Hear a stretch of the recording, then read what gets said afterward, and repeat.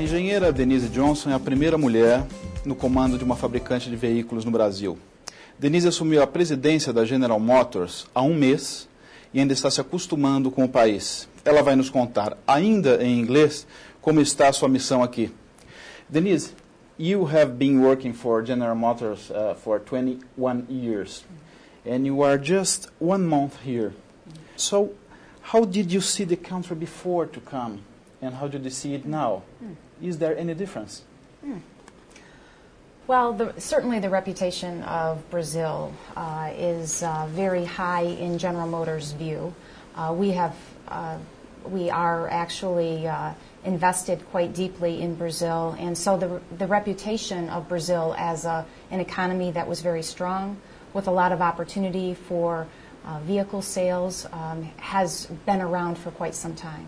So from that perspective, not a lot of surprises. I think the biggest surprise in coming to Brazil is really the warmth of the people.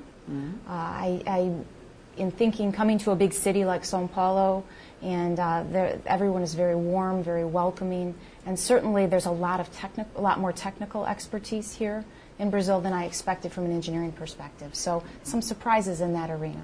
But I would say in general, the reputation of Brazil as a powerhouse of strength for the future is well known throughout the United States.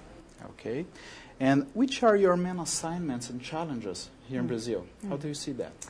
Well, certainly my main assignment is to renew the portfolio. Over the next 2 years, we will be completely turning over the General Motors portfolio and executing a large number of launches.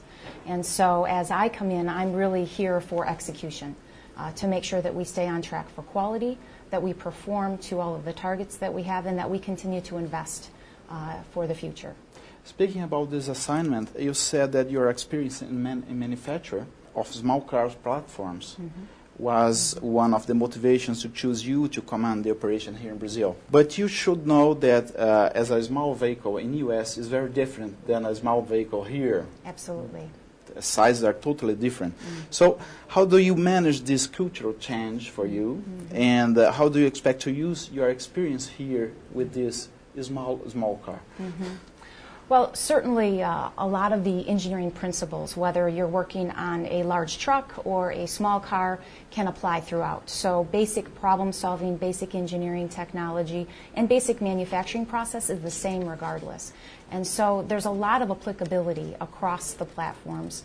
I would say, the specifics for the Brazilian market make it unique in that the B segment of the automobile lineup is certainly much more crowded, and so it actually raises the bar for execution. The quality of our products in this segment need to be even higher than they need to be elsewhere, and so that's where I will use my focus, is in quality.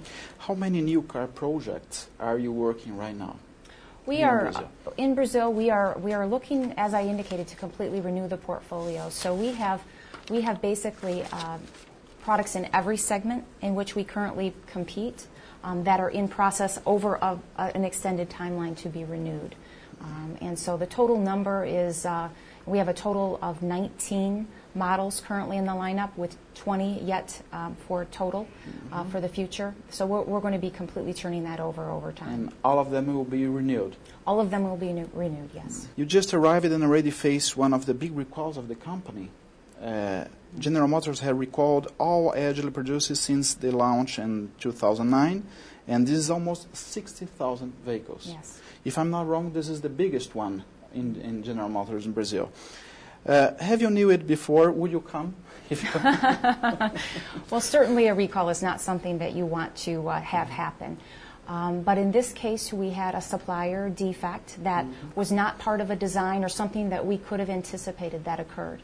And so we wanted to do the right thing and address that defect immediately, and so that's why we went forward with the recall, so that we could get those vehicles fixed as soon as possible, so that the customers would not have issues in the long run. I see.